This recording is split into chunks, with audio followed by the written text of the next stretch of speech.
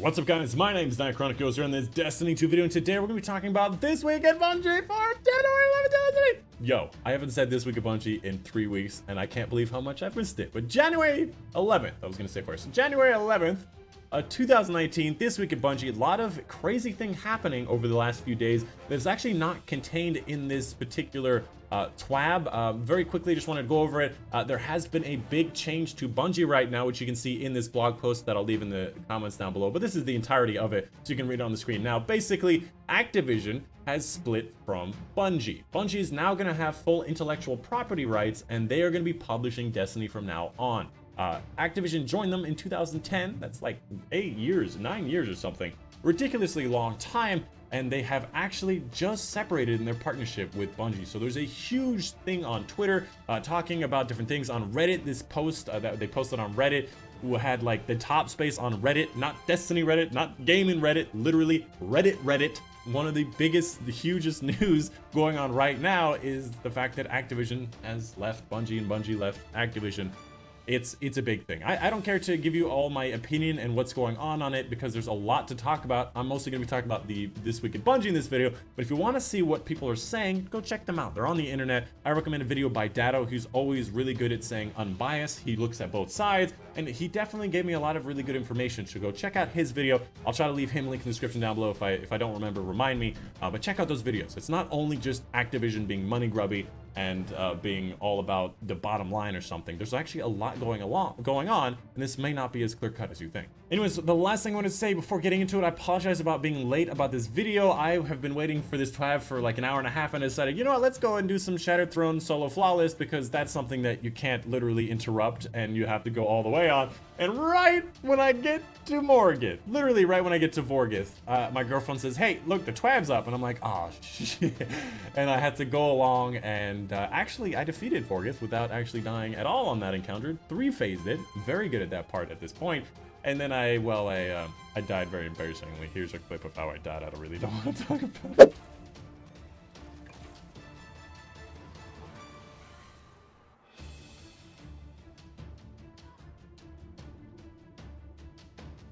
Anyways, let's go ahead and talk about this week at Bungie. Ignoring that, there's not a ton of stuff to talk about in this video. They talked very briefly about Niobe Labs coming open. Biggest section of this one is going to be talking about these super changes. A lot of supers are getting very buffed. It's like a huge section, not just PvP or PvE, huge section. On top of that, there's going to be Iron Banner, whatnot, lots of bug changes, as well as a guy who gets 99999 damage with a hammer, which I think is really nice. So make sure you stay tuned. Not a ton of information, but a lot of them, like the super part, is very interesting to know. Anyways, let's go ahead and get started. The Bergusia Forge. Anyways, let's go ahead and get started with the Bergusia Forge, which is the last forge in Black Armory, is now unlocked. There used to be a thing where you have to solve a puzzle as a community. We failed that puzzle, couldn't unlock it, so they made it so everyone has it. Everyone with the annual pass now has access to the last forge of Black Armory, so go out there and play it if you want to play the last forge. It's actually pretty fun, although the boss is somewhat of a pushover. As far as the puzzle goes, they're going to be giving us a clue around 6 p.m. Pacific Standard Time, which is probably out by the time this video is out. It's literally 5:50 right now, so it is probably out right now. So go check out that clue if you wanted to help with the puzzle. The puzzle might be solved very soon, so pay attention to some of these streamers. Next up, let's talk about these supers. This entire section here is talking about these super changes. They buffed a lot of supers with this, and they're going to be buffing it coming in update 2.1.4, which is coming January 29th. So everything I'm about to say about all of this super stuff is coming in January 29th, which they mentioned down below, but I know because I've already read this before.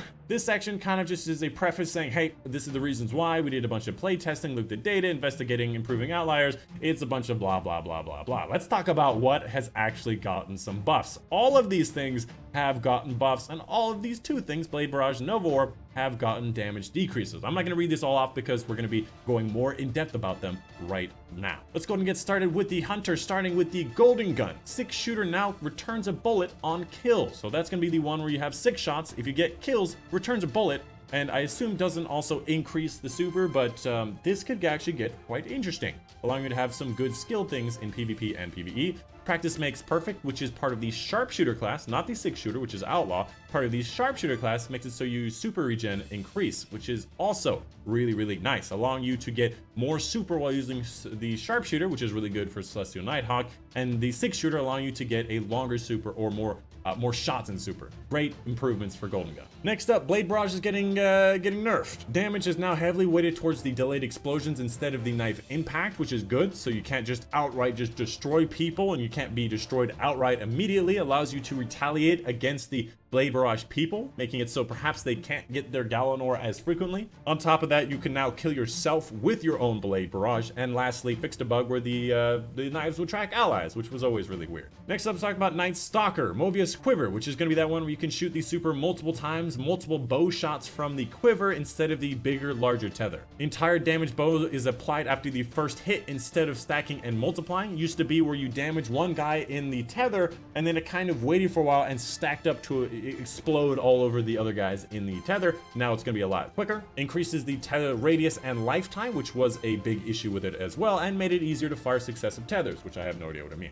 Next up, they did have a lot of nerfs for spectral blades. Damage resistance in stealth was decreased. It used to be pretty ridiculous how much you could withstand while in stealth. Pretty much the type of resistance you would expect from a Titan with some ridiculous amount of masterwork. And the duration of the super while invisible was slightly decreased, which was again another little problem. Next up, the Arc Strider, pretty straightforward. Super damage increased for the heavy attack. Instead of just the light attacks all the time, every time, go for the heavy attacks on those supers and you'll have a better time in PvE and PvP. However, you can't use the heavy attacks with Raid and Flux, so it's more of a PvP. And lastly, the Lethal Current, which is going to be the one where you keep doing light attacks for more damage, is also increased as well, which is going to be the bonus that you want to go for in PvE. Combine that with the Raid and Flux and you have the best ad killer super in the entire game. Always has been, always will be, and now it's just a little bit better. Might even be really good for boss damage as well. So we'll have to wait and see how the Arc Strider turns out. I think this is going to be a very underrated subclass for sure. Next up, let's talk about the Titans. First off, these Sunspots now have double the damage on the burn, which is huge. I absolutely think is huge, can combat with the Vulcan's Rage of the other subclass from the Fire Forge.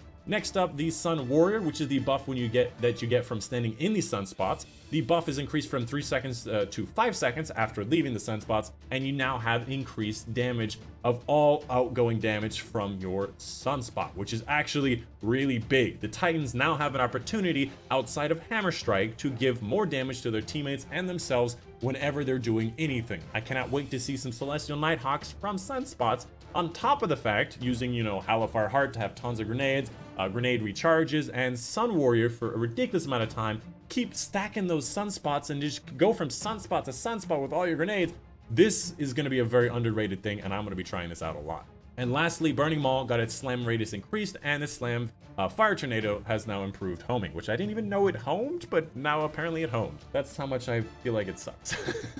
Next up, the Sentinel. Super damage is increased for the heavy attack. I assume that's after doing 2 light attacks. The third light attack does that little shield blasty thing, or in the air doing 2 light attacks does a shieldy blasty. That is supposed to get an increase to the amount of damage, which is actually really good. Next up, the Striker, probably one of the more interesting changes to the actual subclasses. First off, terminal velocity, which is going to be that perk where the higher up that you slam from, the more damage you hit with when you hit the ground. There's going to be 3 tiers of hang time to it instead of a gradient along the whole thing. The amount of hang time for each tier has been reworked. Each tier of hang time now causes 4 damaging shocks instead of 3, which I don't know if, like, if you get to the 3rd tier you have 12 shocks. I think it's just each tier gives you 4 shocks instead of 3, which is really nice. And the damage of hang time bonuses have been significantly increased. I think this is huge. Allows us more opportunity to get some terminal velocity and more desire to actually get terminal velocity. It's actually going to be quite important. Next up, Trample. Basically a little perk that makes it so the more super kills you get in your super, the longer the super lasts, and you could technically get an infinite super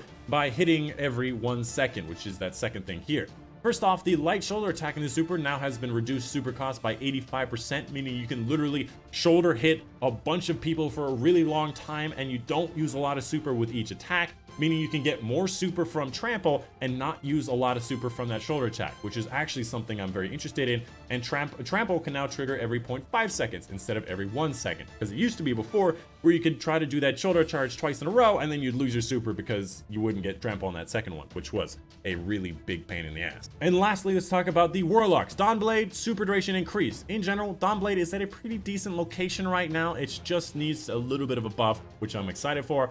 Next up, let's talk about Void Walker Cataclysm, the one with the big Axiom bolts that like break off the target once the bomb hits. Increased detonation radius, cluster damage is increased, which is going to be those extra axiom bolts that I talked about. Improve the cluster bomb homing to make it more consistent to single targets, and the cluster bombs no longer detonate each other, which is going to be a huge buff for Cataclysm. And in my opinion, Cataclysm is probably the worst part of the Nova Bomb class, because Vortex, having Devour and stuff and having that Vortex afterward, has always been superior in my opinion. However, Vortex also got a buff. Lingering damage has been increasing significantly. So basically, you hit with your Nova Bomb, that leaves a Vortex black hole there that does more damage. The biggest DPS in the Nova Bomb class has more DPS.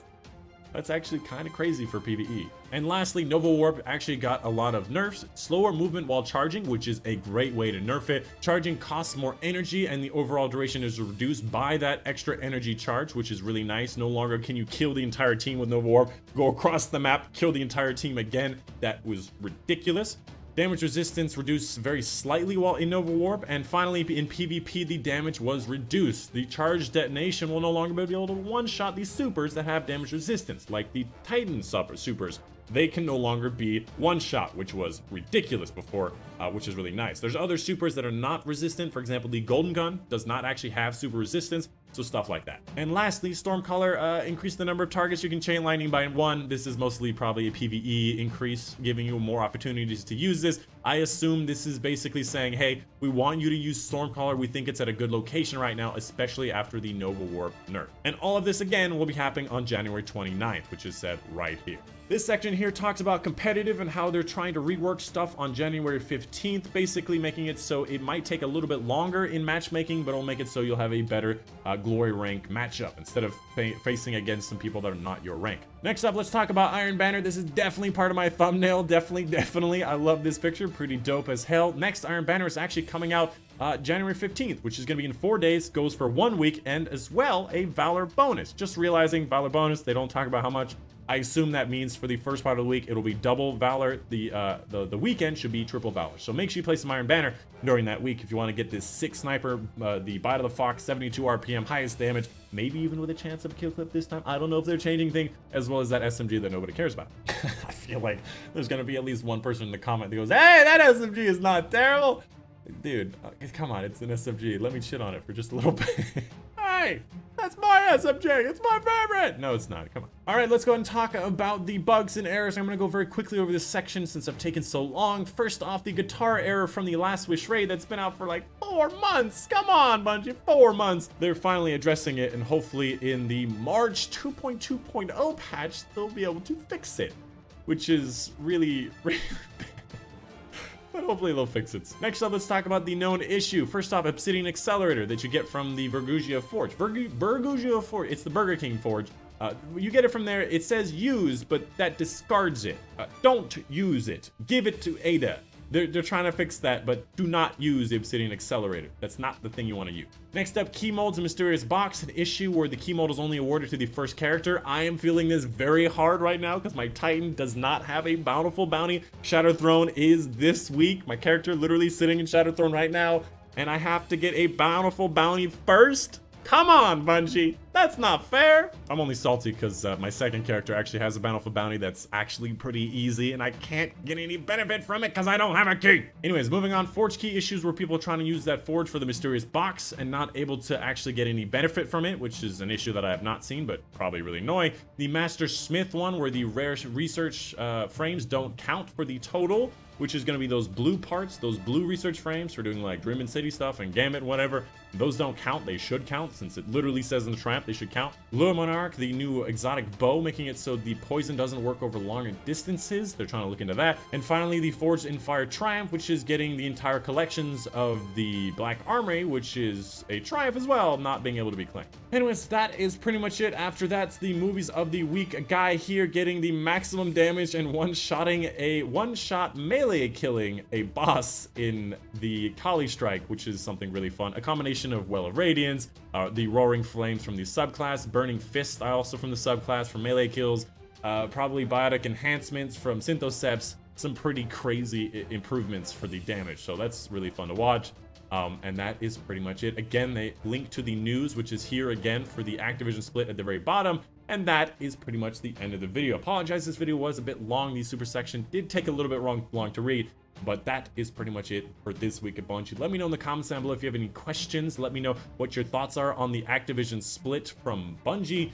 And of course, again, go check out that data video, which I'll hopefully link in the description down below. That's pretty much it. That's the video for you guys today. My name's Dychronic, and I will see you guys on the next one. Bye-bye.